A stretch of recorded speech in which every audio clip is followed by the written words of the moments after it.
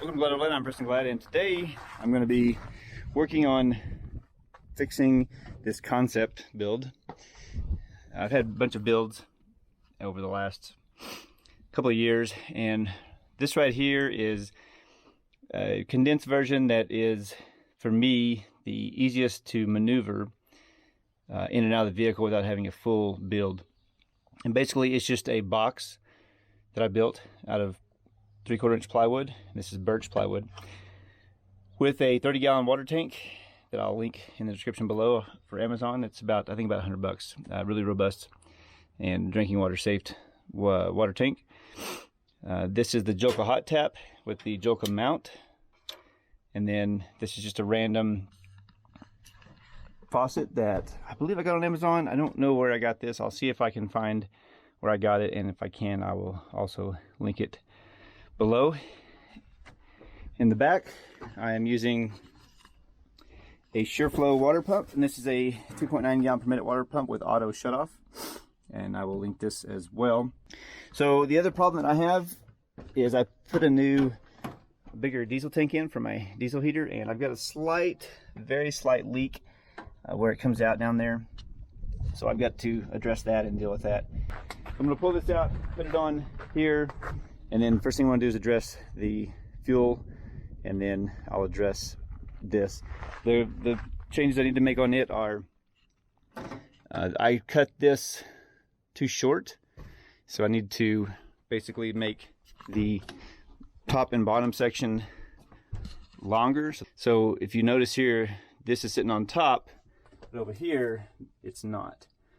And I made it kind of work, but if I put this one on top right here, it sucks it in, you know, that 1/4 inch, and I lose the clearance that I need for the system I have down here. So basically I'm just going to cut pieces that are a little bit longer.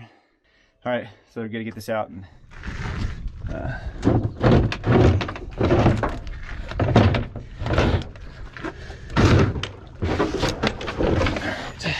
all right, so I've got this out and on here, and I think I'm going to cut a hole right here, and so that this can stick out and I can actually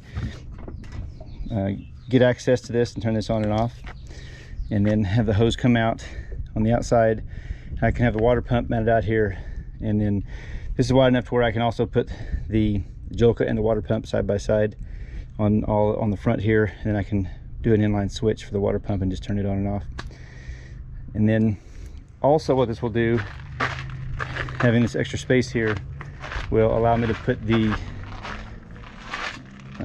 Clear Source Nomad, as well as the tank, the propane, the small 5-gallon propane tank here. And I can latch all this down, and then so even with this empty, with all that, it'll probably be too heavy to handle myself, but I can put handles on it on the top, and then or the sides if there's enough room, and then have someone help me load and unload this, and so it's all just a modular piece.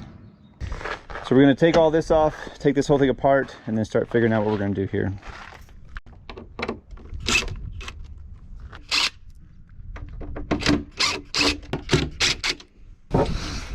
So this system can go here,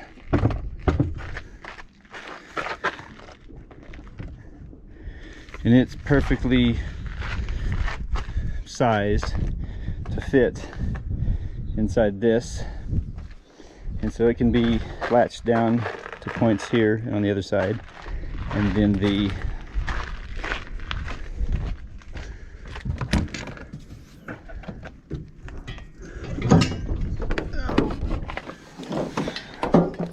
propane tank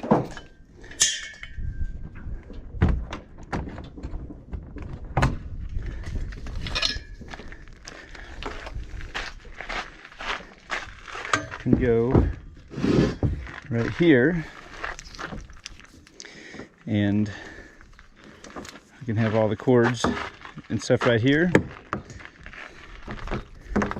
Like this, I can actually have this already pre-ran into a Y splitter into this, and so we'll turn the Y splitter. I can have the probably the Y splitter. I probably should put a Y splitter right here, and then have one coming from the clear source Nomad, and then one going out to the water pump. This will be latched down here and on the other side as well, so we'll keep this from moving, and then all these others will be latched down using these stainless steel D-rings. So it'll be just like that right there. So I'd like this to be a little bit shorter, so if the treehouse is down, I still have some space to work. This is about the perfect height, so I can cut these down. So what I'm looking at is the distance from here to where I can take this cap off if I need to, and be able to get in there. And really 24 inches looks like the right height. Let's go ahead and cut this.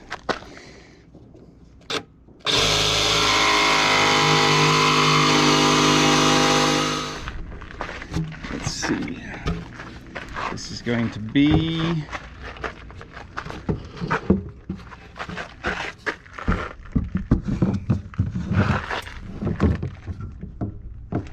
just tall enough.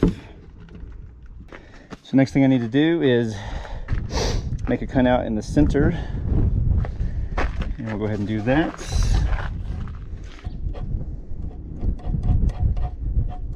Start here, and I think that that's going to work for what we need. Yep. So if we put this in line, put the hole right there, and I'll just make a big hole. It'll give me some space to play with.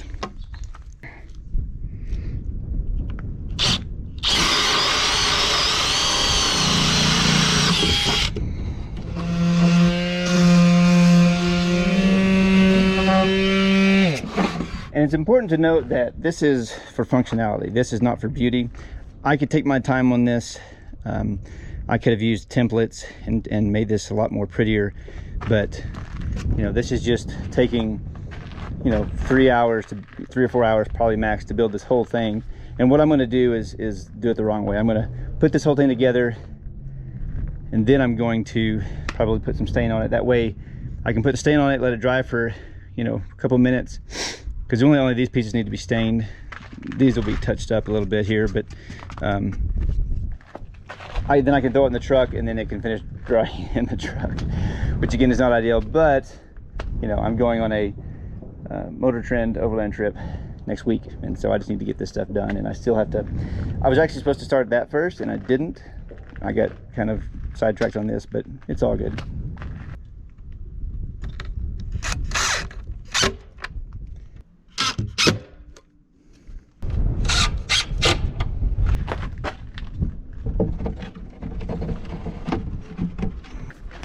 So this will work out perfect.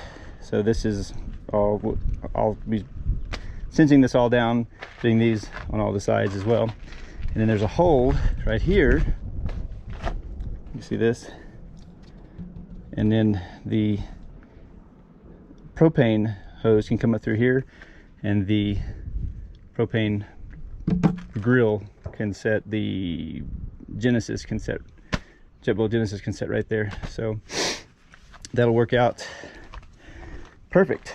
So this is basically the final concept. The only thing I haven't done is put the faucet up here.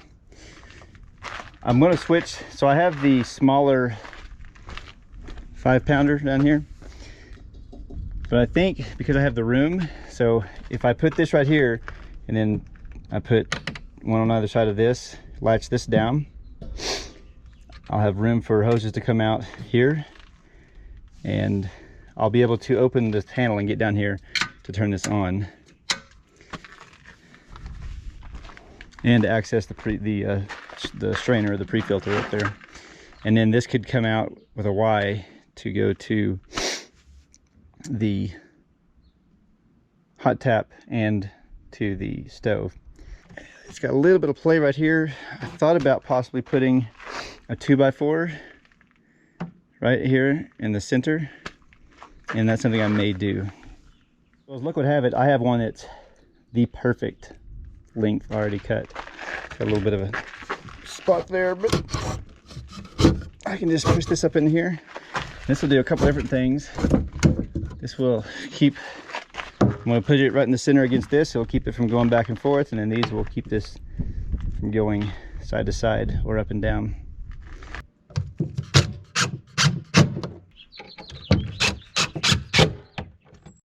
All right, so we're taking this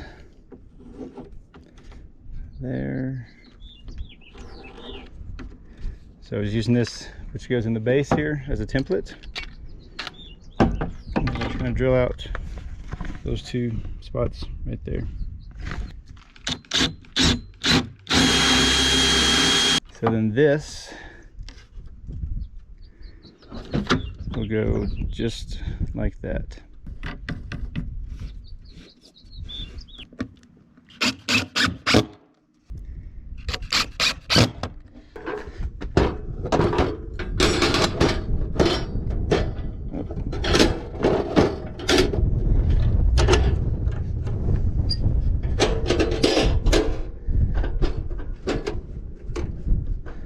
Yeah, it looks level-ish. Finally, we need to put on the tie-down, place for tie-down bracket. Yep.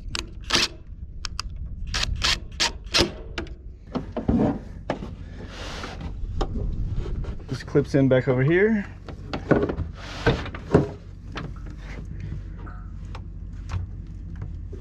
And then runs over here. One of these runs the cold, which is this one. And then one of these runs the hot.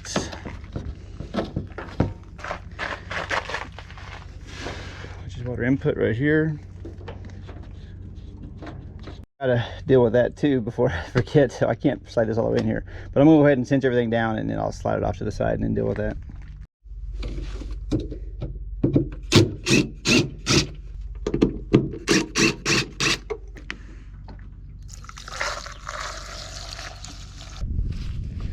Clean this off. Squeeze a little bit of that out.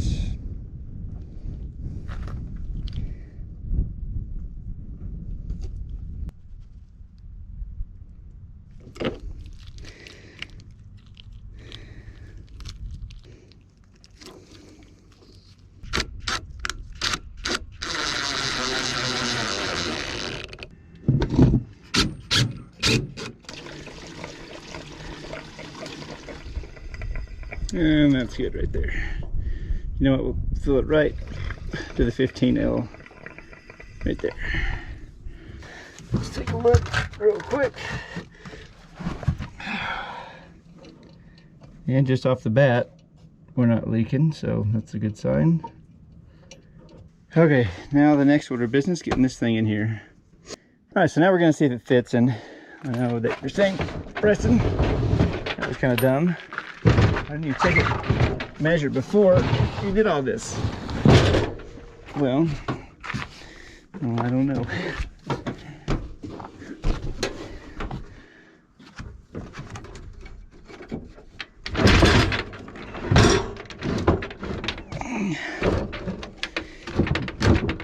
But I think we're good, because it'll be up against that. As long as we can latch down up here, which that'll work out perfect right there.